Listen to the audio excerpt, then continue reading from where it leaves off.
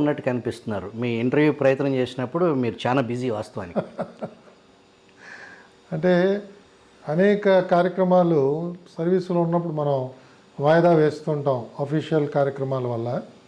ఇప్పుడు అవేం లేవు కాబట్టి నాకు తోచిన ధార్మిక కార్యక్రమాలు, సాంస్కృతిక కార్యక్రమాలు, అలాగే కొంత రచనా వ్యాసంగం, నా గత స్మృతులన్నీ కూడా రాబో తరాల వాళ్ళకి ఏమైనా ఉపయోగంగా ఉంటాయేమో అనే ఉద్దేశంతో హన్స్ ఇండియాలో ఒక కాలం రాస్తున్నాను.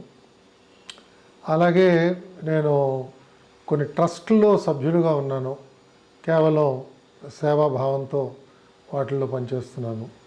అది కాకుండా ఇండిపెండెంట్ డైరెక్టర్గా కూడా కొన్ని కంపెనీస్లో ఉన్నాను. సో కొంచెం ప్రశాంతంగా ఉంది. నాకు తోచిన పనులు మాత్రమే చేసుకున్నాను. ఆరోగ్యకరంగా ఉంది వాతావరణం. ఆరోగ్యకరంగా ఉందండి, చక్కగా. ఒక రాష్ట్ర ప్రధాన కార్యదర్శిని అత్యంత అమానవీయ కోణంలో బదిలీ చేయొచ్చు అని నిరూపించిన సంఘటన బహుశా స్వతంత్ర భారతదేశ చరిత్రలో ఆంధ్రప్రదేశ్లోనే జరిగి ఉండొచ్చు. అంతటి టెంపరితనం జగన్మోహన్ రెడ్డి చేశాడు అనుకోవచ్చా? అంటే ప్రధాన కార్యదర్శి బదిలీలు ఇంతకు పూర్వం కూడా జరిగాయండి, మనకి చరిత్రలో ఉన్నాయి. 2-3 సంఘటనలు నాకు జ్ఞాపకం. కాకపోతే అవన్నీ కూడా కొన్ని విధాన నిర్ణయాల విభేదతతో జరిగినట్టుగా మనకు అనిపిస్తున్నాయి. అలాగే కొన్ని ఫిర్యాదులు ప్రధాన కార్యదర్శి మీద రావడం వల్ల కావచ్చు. అలాగే కొంత అంతరం ప్రధాన కార్యదర్శికి ముఖ్యమంత్రికి ఏర్పడటం వల్ల ఆ బదిలీలు జరిగాయని చెప్పి నేను విన్నానండి. ఇందులో నాకు అలాంటి తేడా ఏం కనిపించలేదు.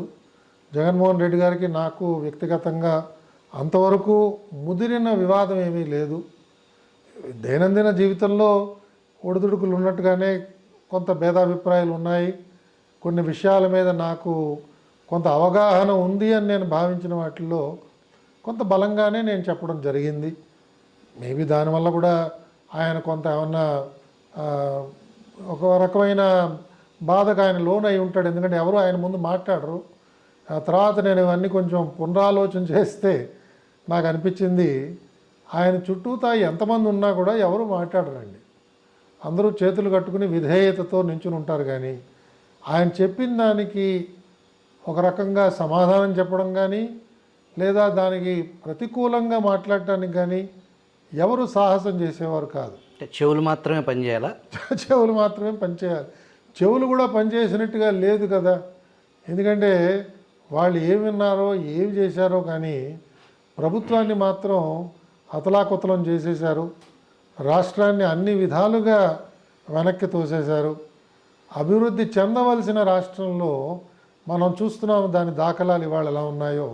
ఏ శాఖని పరిశీలించినా కూడా చాలా చాలా తీవ్రమైన నష్టాలకు ఆ విధ్వంసం ముందు చెప్పుకుందాం. ఆ విధ్వంసం గురించి ఆ రోజు ఆ గదిలో ఏం జరిగింది సార్? అంటే నాకు అలాగేం జరగలేదండి. ఒక సంఘటనకి ఇది ముడిపెట్టడానికి లేదు. ఎందుకంటే అంతకు పూర్వం 2-3 విషయాల మీద చర్చ జరిగింది. నేను కొంత వివరంగానే నా మనసులో ఉన్న మాట చెప్పాను. నేను అంతేకాకుండా వివరంగా నా ఆలోచన విధానాన్ని ఫైల్ మీద ఎప్పుడు కూడా రాస్తానండి. మాకు శిక్షణ ఇచ్చే సమయంలో అప్పట్లో మాకు కమిషనర్గా ఇన్స్టిట్యూట్ ఆఫ్ అడ్మినిస్ట్రేషన్లో పద్మనాభం గారు అని చెప్పి ఒక ఆయన ఉండేవారు. చాలా చాలా ముక్కుసూటిగా వ్యవహరించే వ్యక్తి. ఆయన మా అందరికీ శిక్షణలో ఏం చెప్పాడంటే, మనం ఎలాంటి ఆదేశం ఇచ్చినా కూడా మనం అక్కడ కూర్చుని వివరణ చేయవలసిన అవసరం ఏర్పడకూడదు. అంటే స్పీకింగ్ ఆర్డర్ అంటారండి ఇంగ్లీష్లో. ఆ ఆర్డర్ చదవంగానే ఈ అధికారి ఎందుకు ఈ నిర్ణయం తీసుకున్నాడు అన్నది సుస్పష్టంగా తెలియాలి అన్నది మాకు శిక్షణలో నేర్పించారు. నేను అదే పద్ధతి దైవానుగ్రహం వల్ల పాటిస్తూనే ఉన్నాను ఇప్పటిదాకా కూడా నా సర్వీస్లో. కాబట్టి నేను ఏదైనా ఒక విషయం మీద ఒక నిర్ణయం తీసుకుని ఒకవేళ విభేదించినా ఆమోదించినా, కొన్ని సందర్భాల్లో నాకు ఒకవేళ ఏమన్నా స్వపరిచయం ఉన్నవారి విషయం అయ్యి అది ఫైల్లో నేను దాని గురించి నిర్ణయం తీసుకుంటున్నా, స్పష్టంగా రాసే అలవాటు నేను నేర్చుకున్నానండి. ఆ విధంగా రాశాను. కాబట్టి కొన్నిసార్లు ఈ రాతల వల్ల కొంతసార్లు పైన వారికి అభ్యంతరకరంగా ఉంటుంది, ఇబ్బందికరంగా ఉంటుంది. అలాంటిది ఏదో జరిగి ఉండొచ్చు. ఈ బ్యూరో